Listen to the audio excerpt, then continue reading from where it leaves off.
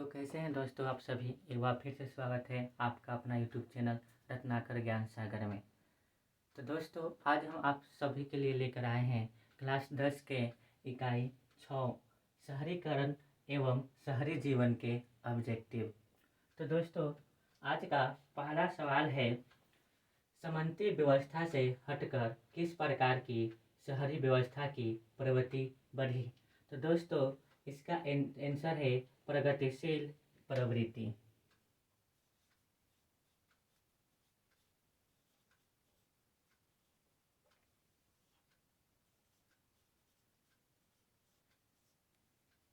ठीक उसी प्रकार से दूसरा सवाल है, शहर को आधुनिक व्यक्ति का किस प्रकार का क्षेत्र माना जाता है।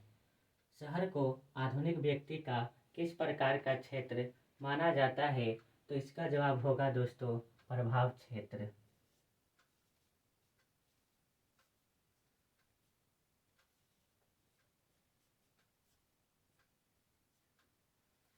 ठीक उसी प्रकार से तीसरा सवाल है, अस्थायी कृषि के प्रभाव से कैसा जमाव संभव हुआ।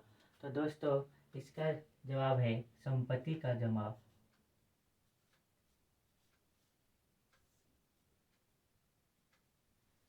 ठीक उसी प्रकार से चौथा सवाल है, एक प्रतियोगी एवं उद्यमी प्रवृत्ति से प्रेरित किस प्रकार की अर्थव्यवस्था लागू की गई। तो इसका जवाब है मुद्रा प्रधान अर्थव्यवस्था।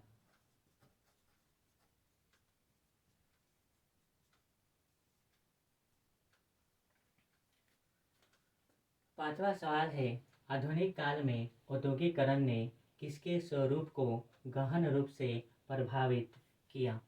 तो इसका जवाब है दोस्तों शहरों को।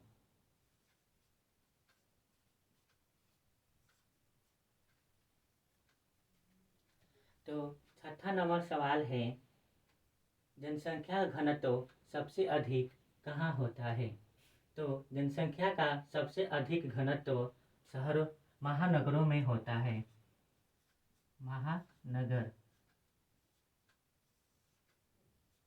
इसी प्रकार से सातवां सवाल है, 1810 ईस्वी से 1880 ईस्वी तक लंदन की आबादी 10 लाख से बढ़कर कहाँ तक पहुंची। तो दोस्तों 40 लाख तक। अगला सवाल है, लंदन में अनिवार्य प्राथमिक शिक्षा कब लागू की गई।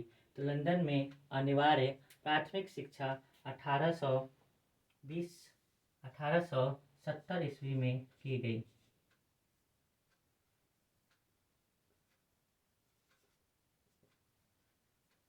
नौवां सवाल है 9 नंबर, कौन सामाजिक वर्ग बुद्धिजीवी वर्ग के रूप में उभर कर आया।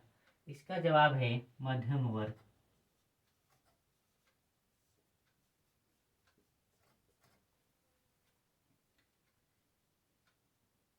उसी प्रकार से 10 नंबर सवाल है, पूंजीपति वर्ग के द्वारा किस वर्ग का शोषण हुआ। तो पूंजीपति वर्ग के द्वारा श्रमिक वर्ग का शोषण हुआ।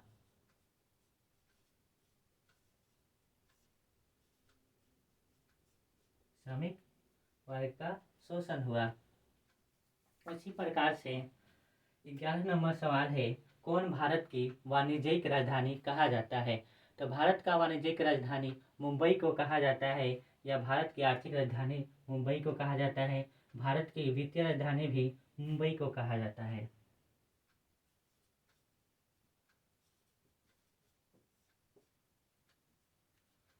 बारह नंबर सवाल है, कब बिहार और उड़ीसा को बंगाल से पृथक राज्य का दर्जा प्राप्त हुआ।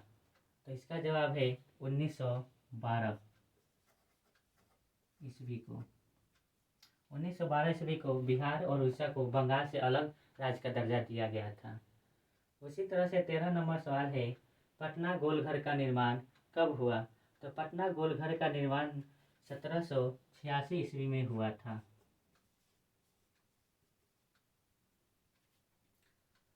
14 नंबर सवाल है, सिंगापुर कब स्वतंत्र हुआ। तो सिंगापुर 1965 ईस्वी में स्वतंत्र हुआ था। तो अगर सवाल पूछता है कि किसके नेतृत्व में, तो इसका है ली कुआन येव। ली कुआन येव। तो दोस्तों ली कुआन येव के नेतृत्व में सिंगापुर 1965 ईस्वी में स्वतंत्र हुआ था। 15 नंबर सवाल है, 7 टापुओं का शहर किसे कहा जाता है? तो 7 टापुओं का शहर मुंबई को कहा जाता है।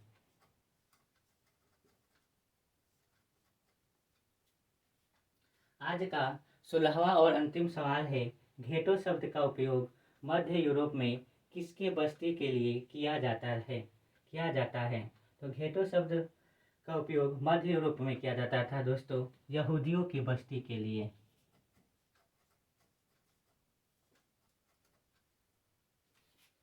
तो एक बार फिर से देखते हैं, सामंती व्यवस्था हटकर किस प्रकार शहर व्यवस्था की प्रवृत्ति बढ़ी? प्रगतिशील प्रवृत्ति की। उसी प्रकार से दूसरा सवाल है, शहर को आधुनिक व्यक्ति का किस प्रकार का प्रभाव माना जाता है? तो शहर को आधुनिक व्यक्ति का प्रभाव क्षेत्र माना जाता है। 3 नंबर सवाल है, अस्थायी कृषि के प्रभाव से कैसा जमाव संभव हुआ? तो दोस्तों संपत्ति का।